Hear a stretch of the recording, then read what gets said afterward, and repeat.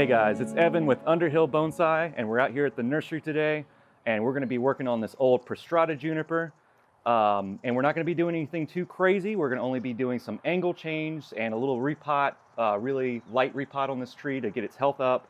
And but before we get into it, we do need to talk about this particular tree and how its history lines up with Guy. So if you guys are familiar with Guy, if you don't know who he is, you can look up Guy Guidry, go look up Twister and all the other stuff that he's done. He's got trees in the National Arboretum. He's got a couple of trees in the Pacific Weyerhaeuser Company. Yeah, the Weyerhaeuser Company. And he's been on one of our videos before. So I don't think he needs much of an introduction, but yeah, but this tree's been in Guy's collection for quite some time. So give us a little history on this tree. Yeah, you know, I was thinking about it last night, and I think I collected this tree out of a field in Maryland, right off the Chesapeake Bay. Oh, gee, 30 plus years ago. I'm guessing. I really couldn't find any pictures on my phone of the tree, but I have lots of pictures of it, and it's a tree that has had its moments. It's shined at times. I've showed it before, and you know, just like a lot of things, sometimes you get tired of doing. I got tired of bonsai for a while, and my trees kind of went downhill, and then I get rejuvenated, and before you know it, I'm back into it and enjoying bonsai again. But this tree, it is. I mean, when we talk about American bonsai, well, this is a great American bonsai tree in the sense that you may not know Lynn Porter. I don't know if you know Lynn Porter. I've heard the name several times. Lynn Porter? Heard the name. Okay, well, Lynn Porter at one time was partners with Chase Rosade. He's another old bonsai guy that's been doing bonsai for 60 years. And well, when they kind of parted ways, Lynn, she purchased like around 50 trees from California, a lot of junipers and pines. And she planted them in the field. She had an acre. And there was at one time probably like 200 trees on this 1 acre plot right off the Chesapeake Bay. And she called it the Field of Dreams. And so at one point, Lynn got ill. And for about 5 years, she wasn't able to go out to the field and maintain these trees. And in 5 years, a lot can happen to a tree that's field grown. And even if they were bonsai, like this tree probably was another 5 feet taller, most of the trees. And at that time, it was kind of a movement for me. We talked about this yesterday. It's kind of a big tree movement. And I've always been, I love big trees, and I love little trees also.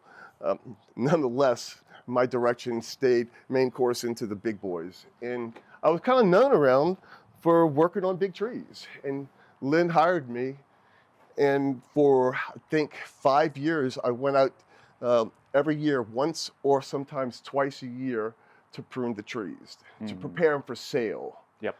And this is one of those trees that didn't sell, and I wound up with it. And I'm happy to have it because it looks kind of straggly, and it is. It has gotten weak, and it's been neglected. So Evan kind enough to do a podcast with it, and we're gonna, over the course of a year, I guess, we can whip this baby back into shape. You know? And there's a lot of old junipers in your collection that we've gone through and we've talked about, but I've always come back to this one. This one's really special because of the way that the live vein, this brown, darker section here, interacts with the Deadwood sections. This is something really special, and this is something we don't see in Louisiana a lot. Yeah, we don't see old junipers like this, and there's a few in people's yards that we can collect that have some of this character, but this tree was trained from the get-go to be a bonsai. It was. So a lot of this character was built into it. Well, I'll tell you, it's funny that all this dead wood, this was a solid trunk at one time. It didn't have any dead wood. And every time a branch was removed, you'd get a strip of dead wood, a strip of charret. And I mean, often you look at trees from Japan and China and Indonesia where there's all this incredible charret, all this dead wood as this one has, and you think somebody must have been really talented to pull that off, to take out carving tools and peel it away and expose the bones of the tree.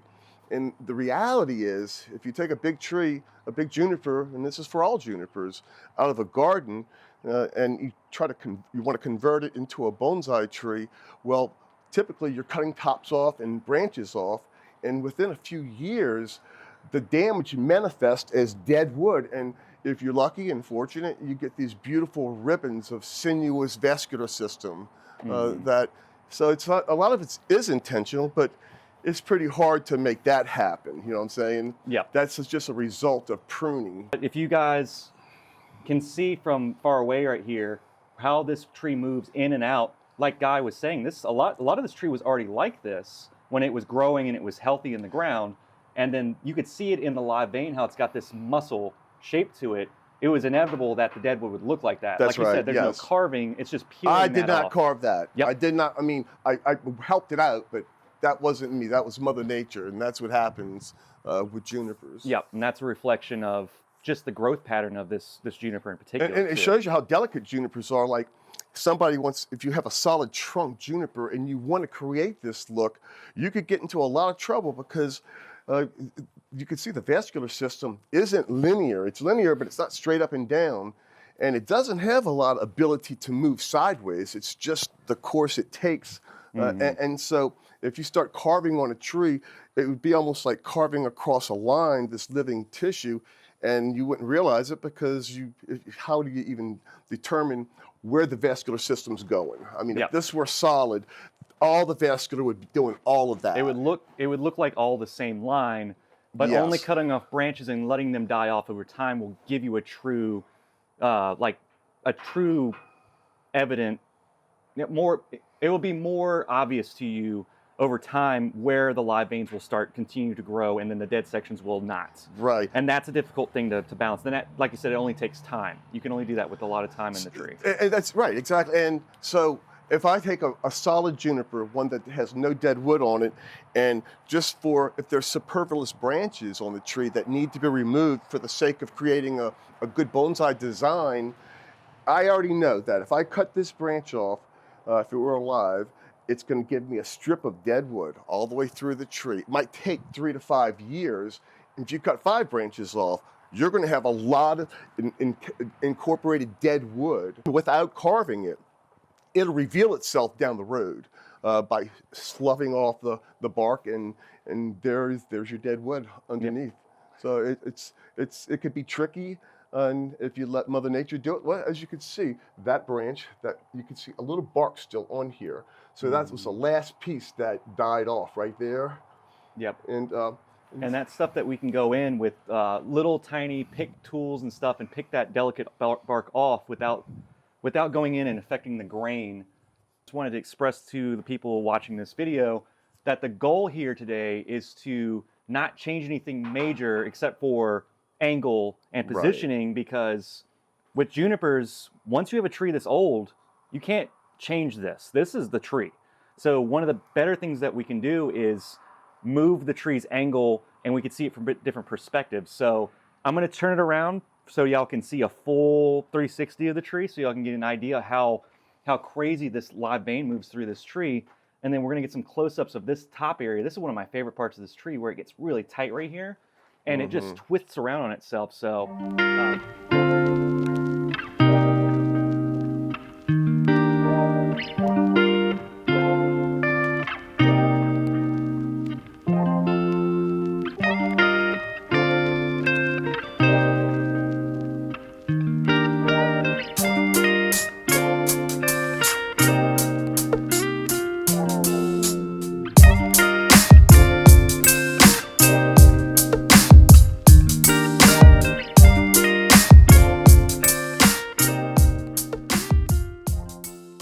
So we also have Randy Bennett here today to assist. So Randy, another, no, you're part of this, bud. Come on over here. come on over here, little buddy. Yeah, my partner. One of the, I don't know, charter members of the New Orleans Club, but I think we discussed this. You were early on in the New Orleans Club. So Randy's been on one of our podcast episodes for Little Things, so y'all can check that out. But you're also teaching like bald cypress and traveling around as well. You're teaching bald cypress styling and flat tops styling. Exactly. So, But your So it's great to be able to come and do something a little different for change. yeah, and your experience is pretty broad, and you and Guy have been doing it just as long in bonsai. So I think so, huh? Yeah. I don't know. You're a lot older than I am. That's true. that's 1984 is when I began. I think you started earlier. 71 on my own, and then joined the Greater New Orleans Bonsai Society in 1980. yeah. So Yeah. between Randy and Guy, we've got decades of experience here. So we were going to have Randy kind of help us also decide on the angle, and also help us hold so that Guy can step back and look at the angles. So first of all, I was standing over here while we were kind of setting up the shot again, and this is me, and that's why we have us three to put our heads together. But I was seeing that angle where the live vein is slightly hidden from the viewer, and then it comes out and comes back towards the viewer as a possible front. So that's my first take. Sure. And I'll let you guys kind of evaluate it. Well, too. you know how opinions are. Yep, exactly. Just, Yeah, well, you said the same the other day, Randy. why don't we try this then?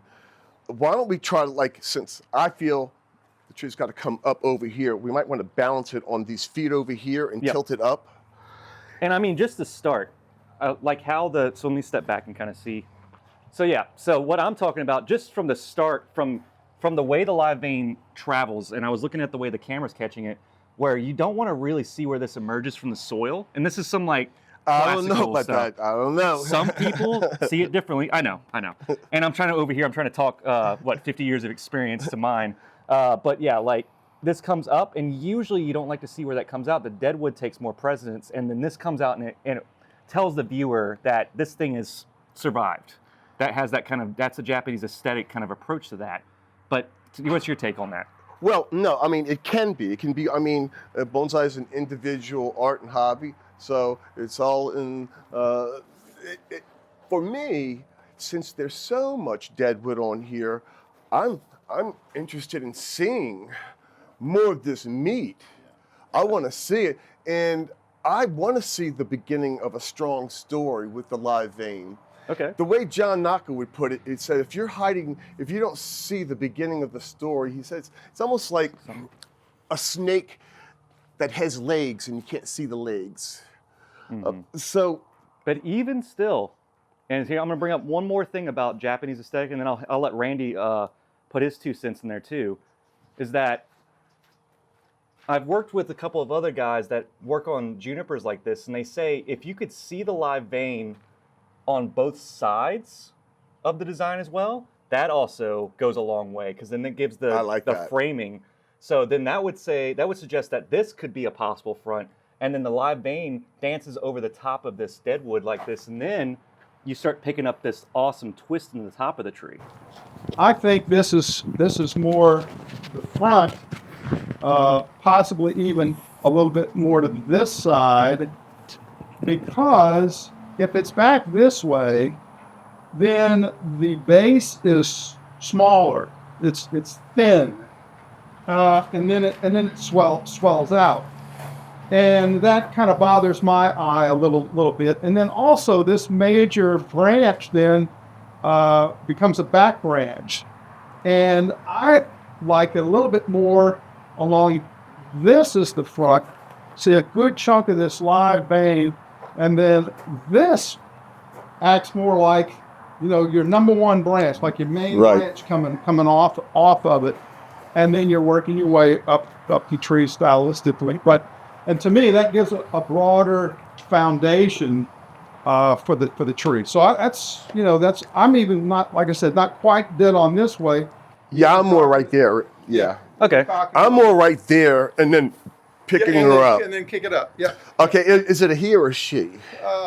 Well, we want to be politically correct, so. There's feminine and masculine qualities to a tree.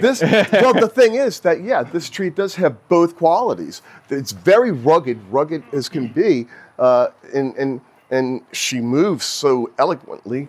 So here's one thing to say about modern takes on feminine versus masculine qualities in trees. What people have been talking about and teaching recently is that if a tree is more sharply angled and it has a bigger foliage mass and it's got a stouter trunk and the proportions are fat to kind of like a pig kind of thing, what we talk about, that's considered to be more masculine. I agree. When a tree is longer, taller, has much more pronounced movement, then you start kind of going into that feminine kind of qualities to it. And so this tree does have some sharp angles, but everything is curved. And then that also tells me, like, the Deadwood here, any of these because we talked about this piece, That maybe piece going away. So any sharp pieces of Deadwood, if we want to go more feminine, we need to actually reduce them down to where they're lighter to the tree's profile. You know, even something like this. This is nice, but it could be a little bit shorter. Absolutely. And stuff like that. And all this. that's just using to But secure that branch. For masculine appearances, if you had a masculine tree, this would be a heavy cloud of foliage, and then there would be sharp pieces of This Deadwood is sticking out. curvilinear. This And is very curvilinear. Yep. Opposed to angular. Yep. So I would Right suggest angles. that this is more feminine style. I think so. So we're gonna set up the shot where I'll show my impression of the front, and then we'll show you guys, because you're agreeing on the same front. I think that's kind of awesome, but you know, I'm just a young guy in bonsai. I don't know. And then we're gonna go with Guy and Randy's suggestion there. Was that about right there? Yep. Okay. Oh yeah, much better. Same. Well, I totally understand your perspective, but this is where I'm going, somewhere over here, Okay. and then trying to get the top. That's what I was right gonna say. over dead center of the Kick trunk, it. the base. And kick it. Yes. Let's start playing with angles. So with your assistance, Randy, me and you will stand it up, and then Guy will kind of give us an idea. Okay. And we can even block it if it's possible. I don't know if it is or not.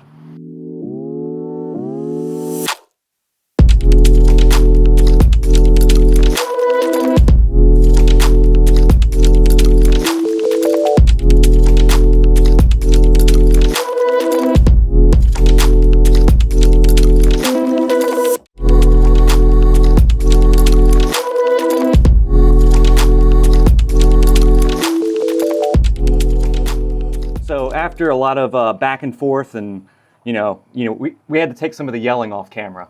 Things got heated. No, what we're concerned about is that this is where the live vein of these two pieces are. So this is separate from this in a way. So they kind of have their own root systems, but we're hoping the majority of it will be underneath. Right. Because this Deadwood right here doesn't have live root system under it.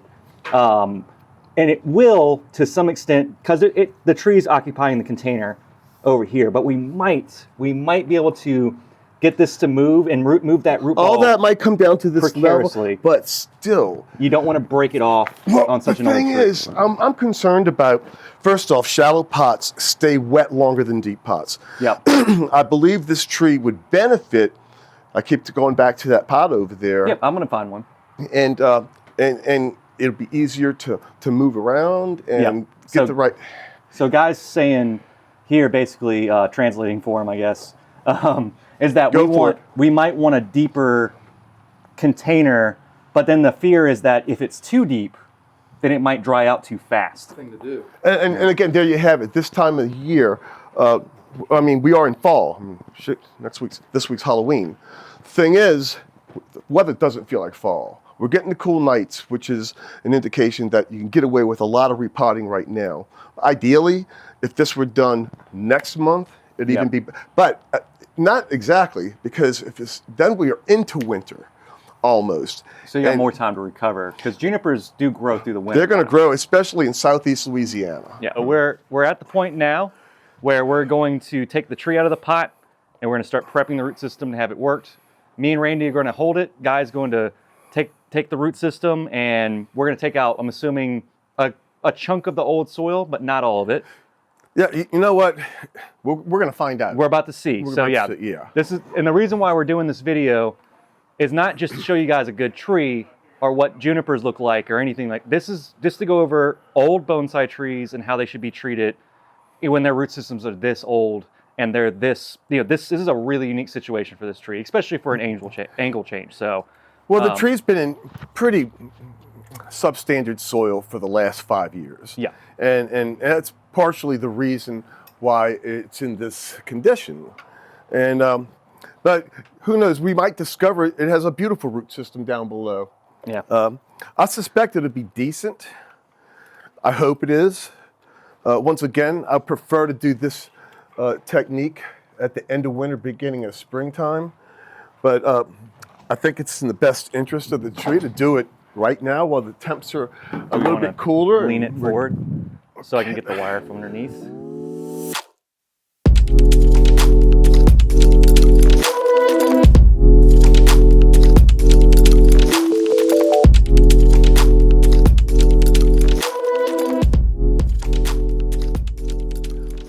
Well, Evan, Randy, that's a good sign when it comes out in a brick.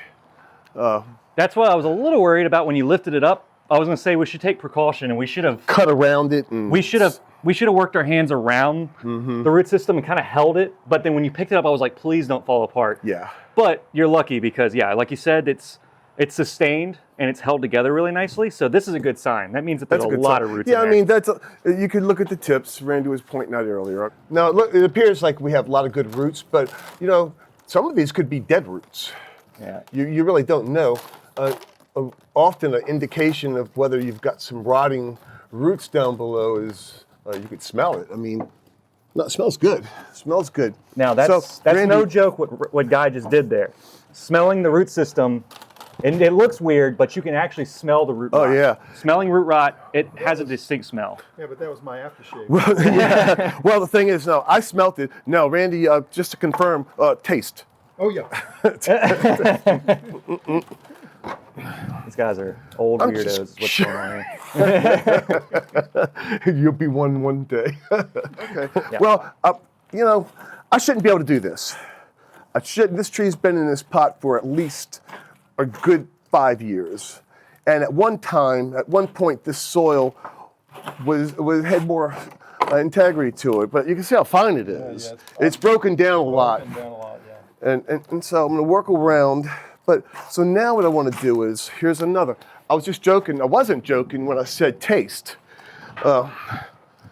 So for me to get a feel for this root system, I'm just going to take a little piece off right there.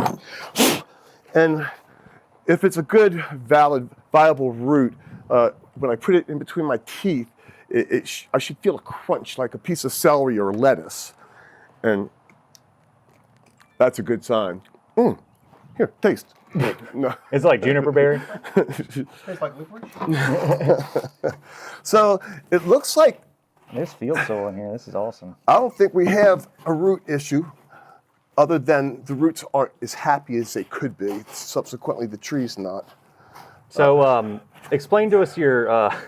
So I gave Guy a chopstick, and he's using his My fingers. a bear paw technique there. There's a lot of techniques, a lot of ways to repot trees, and I'm using my fingers right now, and because I want to get a better assessment of how many good roots I have. With a chopstick, we'll do the same thing, remove the soil, but I'm also going to break more roots. My fingers are more delicate for the root system.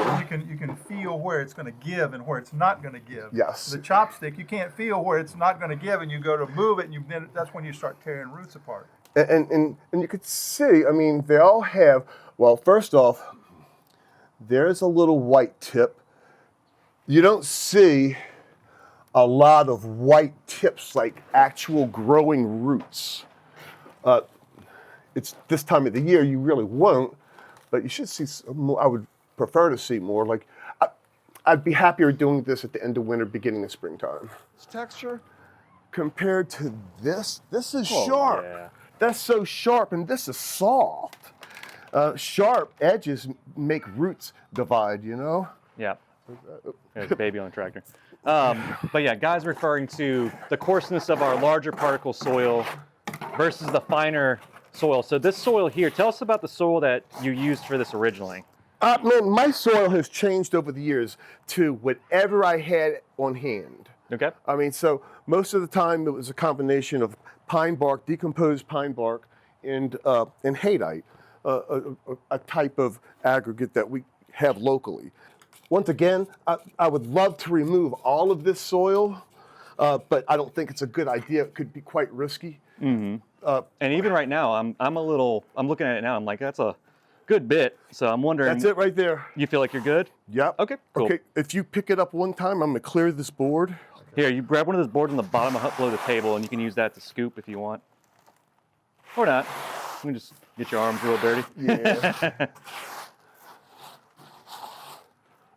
Okay. Why don't we go a little bit to the side, or just to make enough room for the pot? Okay. So I got it, Randy. So it's going to go like that. So just for reference, guys, this pot was selected because it's deeper, and we can get a better angle. And also, we had to drill holes in it, and we went through the basics here, and we put the screens in the bottom of the holes. We put the tie-down wire. Now, this is something you probably can't see on the video too well here, but this tie-down wire is pretty substantial. I feel you're always a lot safer to use a thicker gauge wire for the tie down on the roots, because a thin wire cuts through like a saw. And the thicker that is, it's just more beef. There should be a soil scoop inside of this container under that tarp, is there? Yep. Okay. And so we can use that on the ground there, or it doesn't matter. Let's use that out of the ground, off the... Yeah, hang on, Randy. Let me give you a hand over here. For standard procedure, before we put the tree in the pot, we're going to put soil in the pot so that we have something to set it down on. And then me and Guy and Randy have talked this over. Wait, hey, look, excuse me. Is this used soil? Yes. It's used? Do you want to go fresh? It had a tree in it, but the tree didn't grow into it too much. You can use this. I said you can use the fresh stuff. You're not gonna hurt my feelings. Yeah. So we're gonna go fresh soil. But anyway, yeah, that had a tree in it formerly that ended up not needing to be in there anymore. And actually, that soil has less smaller particles than that mix right there. That has... That's all the same size particle. So that has a couple of pieces of small lava in it. This is bonsai soil. And Good bonsai soil is like a painting. It has a look to it. yeah, and the trees prefer to be in this than anything else. If you guys remember, Yep. I'm gonna let you guys pick it up and put it in. I'm gonna bring up the photo on my phone, and we're gonna get the angle just right. Okay, ready? I'm gonna let you Okay. go. Okay, you kind of take care of my roots and spread them out to where I'm not going to break them off with the tie wires.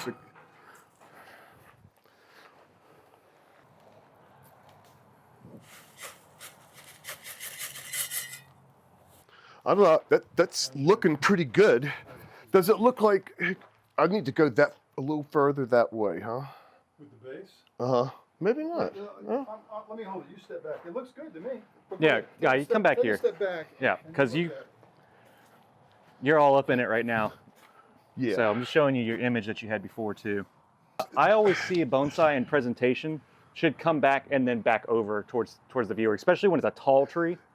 This is very welcoming right here. This whole, and on the other side, where I like better is the front. You know what? We should absolutely have it potted so that we have two fronts. The main front over there, but an option to view it from back here and kind of divide the branches up and make it work on both sides. I personally would go back just a little bit more. Come on back, right about there. Because it recovers. you got this pocket here where it comes forward, and that comes right over the center. Yeah, I like seeing all of that. Yeah. I like seeing all that beef. Yep. Well, and then you get a good breadth at your base here. Okay, I'm trying to figure out right now. I mean, right now the most important thing is to tie it down properly. Yep. And So I've got tubing.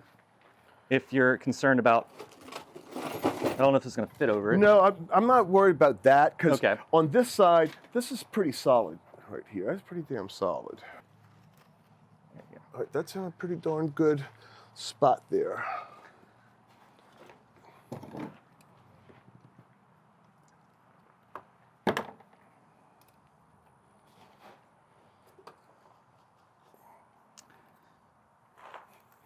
And just for just letting you guys know about the way that Guy uses bonsai tools has always been interesting to me. He uses one tool for just about everything. So cutting the wires, and then to twist the wires down, he uses the wire cutters as well. Yeah, it's just a habit. It's just a habit you've been doing for a long time. So if you guys see that, that's a Guy thing. How does that feel? Does it feel Hopefully like it's a firm good enough? thing. It's what you do. It's fairly solid right now. me see. And we put in a little bit more soil around it. So yeah, and Okay, then this side needs to be done a little bit differently. Something we need to put.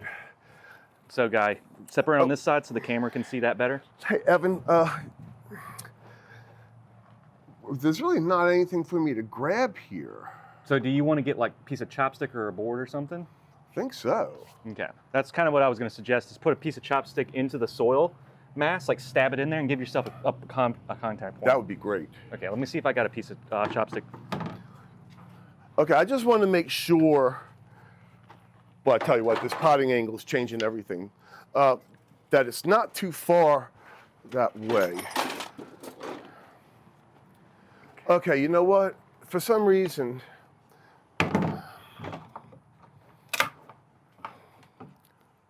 I'm gonna try to push it a little. Oh, you're talking about a real piece of bamboo. Yep. Sweet. Randy, I'm gonna push, if I can. All right, a little bit.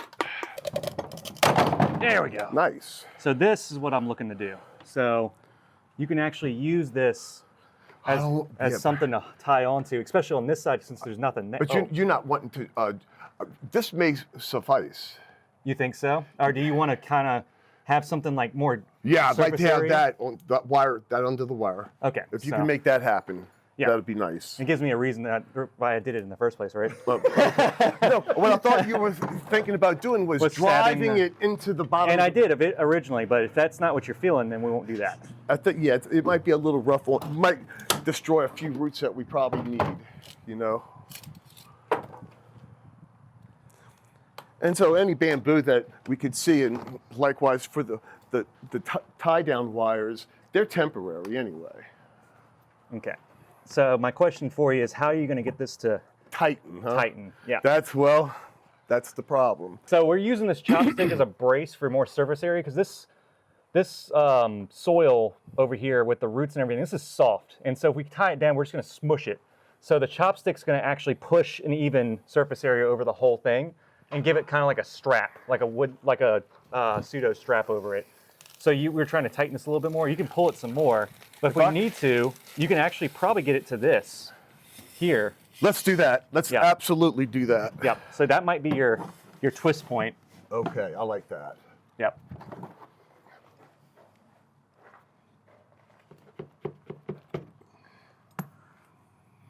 And that might have to move a little bit.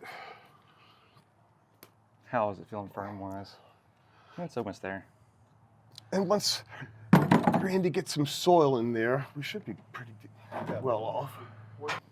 Well, Did you get it? yeah, your chopstick, I kind of. Oh, did you break it? No, it popped off the other side. It ended up not being useful. You know what? It's. Let me tighten up the other side. I think we're going to be good.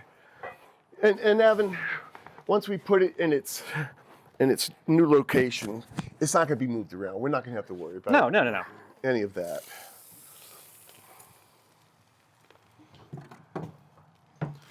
All right.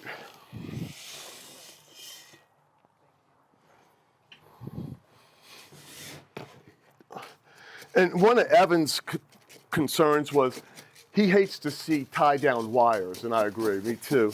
Well, for a tree like that we're recovering, I'm not super It's picky okay. about it. Yeah. For show or Yeah. exhibition. But this is for this tree's health, so me seeing this is not going to bother me Cool. Yeah. Much. Yeah. He's gonna have nightmares about it. Every time I see it, I'm just going to shake my head. And so when I'm chopsticking on this root system, guys, I know I've done other repots where I've gone in there and I've said go as deep as you can, go to the bottom of the pot, but on this I'm being gentle because these juniper roots are a lot more brittle. Honestly, this tree, I mean, we all saw the root system. Yep, there's not much to it. And so I think you could use your hands, your fingers better to shove it in there. There goes Guy going against what I'm doing again. Well, only because they're I so know. delicate, and it's easy. Like I've seen people destroy trees by chopsticking the soil. And that's why I was emphasizing a gentle Right. approach on it. Mm-hmm. And it's not a metal chopstick either. Metal has no resistance whatsoever. Is this helping us out? Yeah, it's actually, I made it useful. Shit, yeah. It made it look like I did something. You did. No, that's what it needed. And I almost wish I would have put one here, but it's all right. Well, I like that. Can you see that for a second? Yes, sir. I like doing it this way too.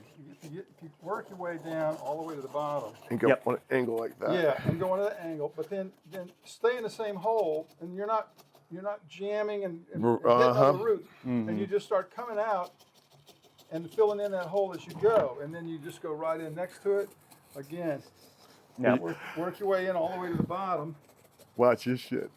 No, that's proper chopsticking right there. No, but the same tool, Evan. Yep. Chopstick now.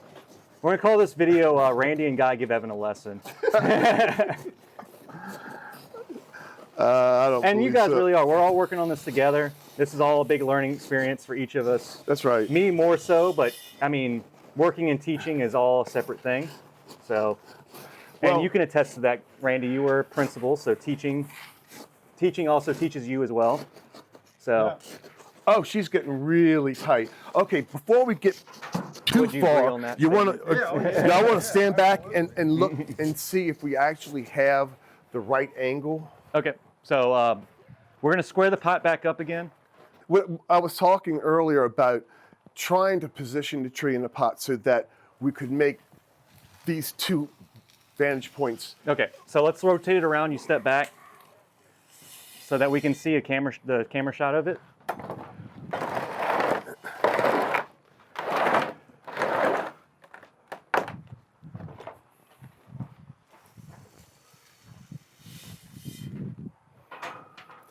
It feels to me as if it's still leaning back.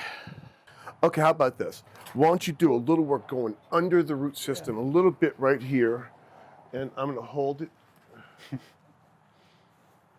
They changed the angle again. Just a smidgen. I mean, a little No, bit. I got you. Like an inch. Yep. Is that holding? Use your chopstick the way you were funneling it. Where'd it go? Oh, this chopstick? Yep. Here you go. Let me go to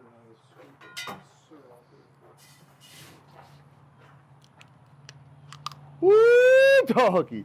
She gonna be so happy. Mm-hmm.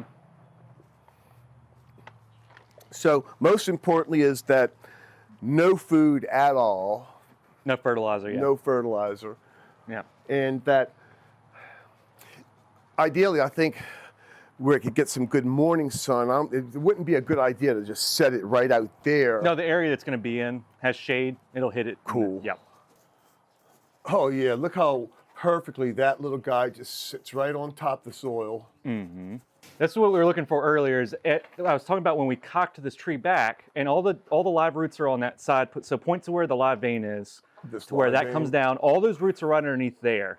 So where Guy was showing us the area underneath that piece of deadwood, that's what I was figuring was going to happen. It was that was going to get elevation. And there's nothing under there. Nope. And so it's actually better in time that there's a distance between that and the soil because of the water wicking. That's right. Will actually preserve that wood longer. So that wood that's touching down and further next to the trunk, see how much more green that wood is? Because it's been picking up water for so long. So we're just going to have to be a little bit more vigilant in cleaning the dead wood, maybe every other month, just keeping that clean. Keeping it clean, and it's going to take a good 2 heavy applications of lime sulfur. Yep. 2 heavy ones. Yeah, so we're not going to go into too crazy of detail here in a moment about deadwood cleaning, but we're going to give at least a little bit of instruction on that. And then this tree will be cleaned up and we'll post pictures of it later on.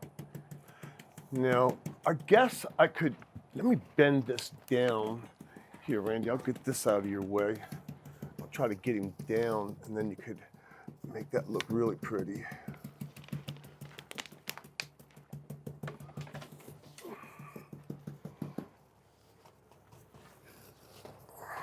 Okay.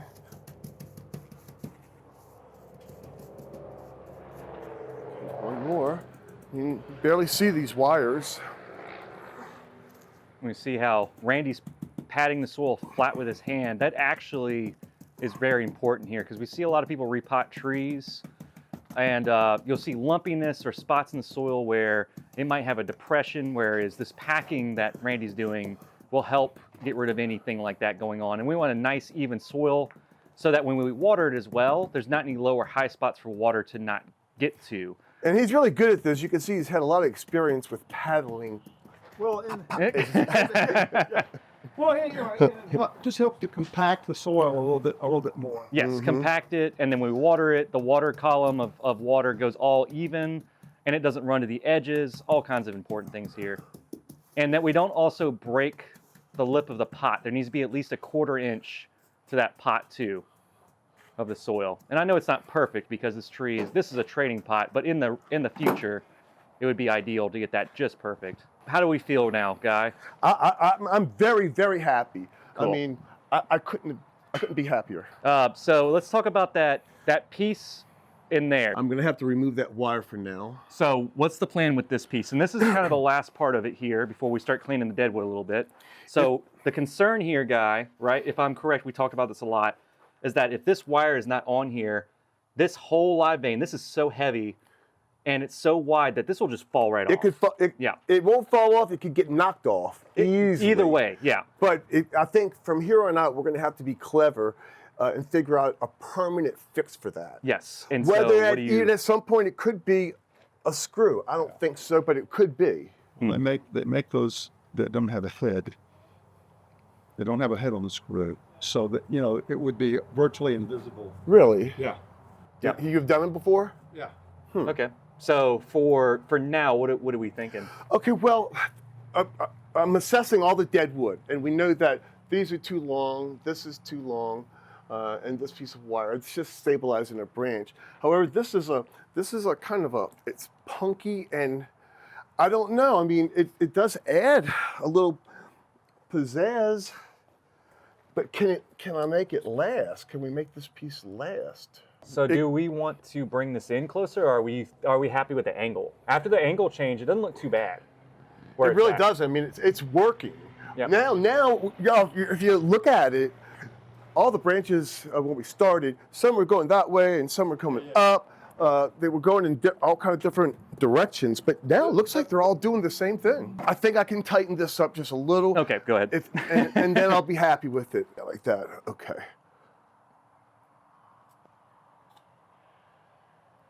How does that feel now? Yeah, that came in a little bit. Okay, yeah, now I feel good. And you know what? It actually brought that little bit brought all that foliage in closer. As y'all can see, after all the finagling and all the conversation back and forth, at the end of the day, it's really, really important that we do this right and we do it one good time for the future of this tree.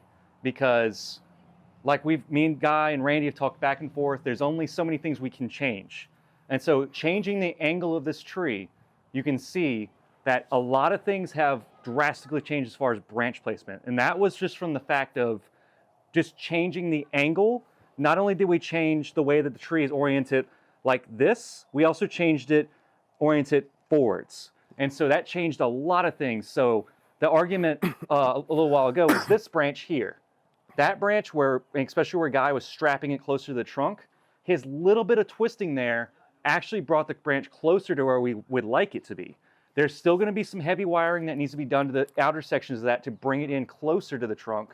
And especially this branch out here, which would be kind of like our second branch in our Japanese aesthetic design.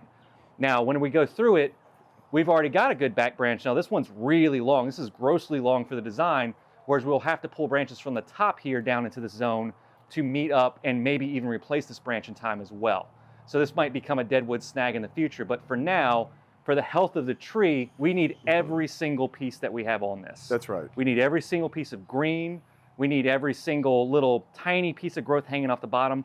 So we should feel not tempted at all to remove any green from this tree because the strength of this tree lies in its foliage. And so like discussed before, we're gonna do this in stages. So before I move on to explanation of deadwood, if you were watching this video and you've been this long into the video, thank you guys for watching this far. If this is what you needed to see, great. Stick around for some deadwood cleaning process stuff with me and Guy in here just a second. But we will be doing more videos of this tree in years to come. It could be, hopefully in the springtime. In the springtime, hopefully we can do a light wiring on the branches. I'd say in the springtime, I'm looking forward to it with anticipation, and I feel pretty certain I could say with 100% liberty in this soil and with the right plan of feeding and watering that it's going to have all the vigor and vitality necessary to wire every branch. Every single twig, but not going crazy and cranking branches down. If there's a major branch, we can lay all the details out. But if, let's say, like that big branch there, we only want to move like a half an inch. Yeah, we're not going to be able to move a lot of this stuff. Those are constraints that we just have to work around. And Randy mentioned earlier that we could do like a turnbuckle technique where we turn it ever so slightly every year. We give it a little bit more, maybe a quarter inch if we can go. Half an inch would be great. But eventually we want to get everything lined up. But that could take, like I said, it could take a couple of years to get to that point. But because Louisiana's growing seasons are so long, we actually have advantage here. We can take advantage of, like you said, Guy, like coming up here in the spring. There should be a lot of opportunity to do a whole wire job on this in the spring. So that is, what, 5-6 months from now? Yeah. We should be able to turn this tree around and do a full good wiring. And this will look like, you guys think it looks different now. Doing a full wiring on this tree will be incredible. So your thoughts on closing this out? And I'm sure that viewers are looking at the tree and thinking those are very long, spindly branches way out there. But that long, gangly growth really works to our advantage in many ways, where these big branches have their constraints and we can't do a whole lot with the big ones, but all this other stuff we can bring in and tighten it all up and create a beautiful silhouette with jubilations of foliage and pads, you know? And we're going to be very classical design here. Yes. This is going to be Japanese 101 aesthetic bonsai design. Big first branch, nice size second branch, and then a really beautifully laid out crown. We're talking like the foliage pads where you can see through them, and there's going to be a nice wide crown as opposed to that pointy top. Ooh, you got me excited. Yep, exactly. Because we're taking an old school tree and we're going to make it more of a modern take on what we have, like bigger, mature, wide crowns. But we don't want to go too wide because this is a big tree. But when it comes to laying these branches out, we can actually narrow it up a little bit. That's right. And make it feel a little bit more like the tree is going to be about 8 inches shorter too. Yep, because this crown even will get tucked down. It's coming down. Yeah, and this will be all laid out very lovely. So I feel like we're on a really good path with this. We didn't do anything jarring. I didn't even see any roots come off of this tree. It was just soil. If there were, it was just very small, fibrous. Fine roots that were probably already done. They were kind of brittle and popping off anyway. So, but yeah, I'm really excited to see where this tree goes. Like I said, this could take, springtime, a big wiring session, and then we'll revisit the tree and make more adjustments because as time goes on, the tree will fill in and we'll have more and more opportunities to fill in and make better and better padding and a more refined design on this tree. And then let's say in this pot, let's say, 3 to 5 years, the roots will be nice and nice and I'm heavy totally happy. It's a plastic pot, but it doesn't take away from any of the aesthetics as far as I'm concerned. And I think the aesthetic is bigger pots like me and you talked about yesterday. Yes. There might be a possibility that down the line we get another ceramic container for this tree. It is the size of this. I agree. But it's going to be a soft rectangle because it's feminine. Yep. With like cloud feet, that would be gorgeous. So yeah. But I'm really good. I'm happy with the pot. That was my main concern. And where's the pot that it came out of? It's over there. If you want to hold it up for the camera. But just for reference, guys, you can see how big that pot was. Look at that. Look, how did that tree fit in here? It's crazy to think it was in that. And it's been in there for what, you said 5 years? 5 years. Yeah. So that just shows you the resilience of these trees too. It could take that, but it's going to be so happy in this. It looks happier as we speak. Yep. And it's going to breathe and things are going to be way different. And in 10 minutes, when it gets its first watering in its new soil, it's going to really shine. It's going to be so happy. Yep. So, cool. So I'm going to move on to a little bit of Deadwood process. And then that'll be something that I'll write an article on. You guys can go over to underhillbonsai.com. So I don't know how long after this video is released that I'll get the article, but I'm going to do a cleaning on this tree. And I'll take photos as we clean it, and then you'll see the difference here. All this green stuff in here will be stark white, and all the stuff that we're going to look at in just a second here is going to be gone.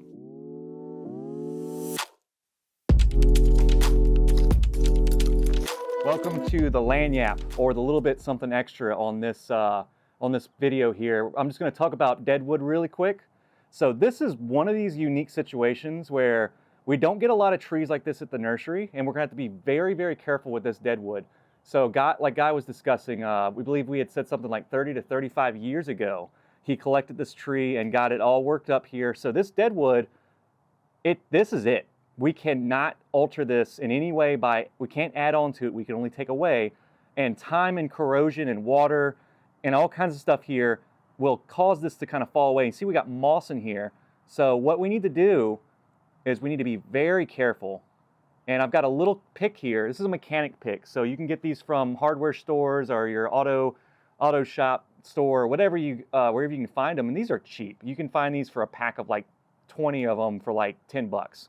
But I'm gonna go in here and kind of tease out this moss, because if I let that moss stay in there, what happens under this moss is it facilitates moisture, and the moisture traps under there. And you can see how light colored this deadwood is here. So this is past punky, and it's this powdery kind of decayed deadwood. And now what I need to do is get in here and get all this powdery decayed punky deadwood out of here and completely clear it. So unfortunately I have to lose a portion of this deadwood in here, but alternatively what's gonna happen is it's just like the soil, like the bonsai soil, it's moisture wicking. The punkier the deadwood, the more the moisture is able to travel through it.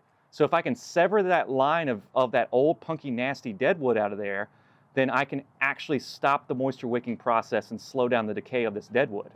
So in here, I'm gonna have to get all this moss out of here. Like I said, there's a couple of soft spots in there that just need to be kind of whittled away at. And another thing with deadwood and live vein cleaning, see this piece of bark right here? We actually need to peel the bark on this tree close to the deadwood, because also that little slither of bark here on this, like all these little pieces here, those can trap moisture too.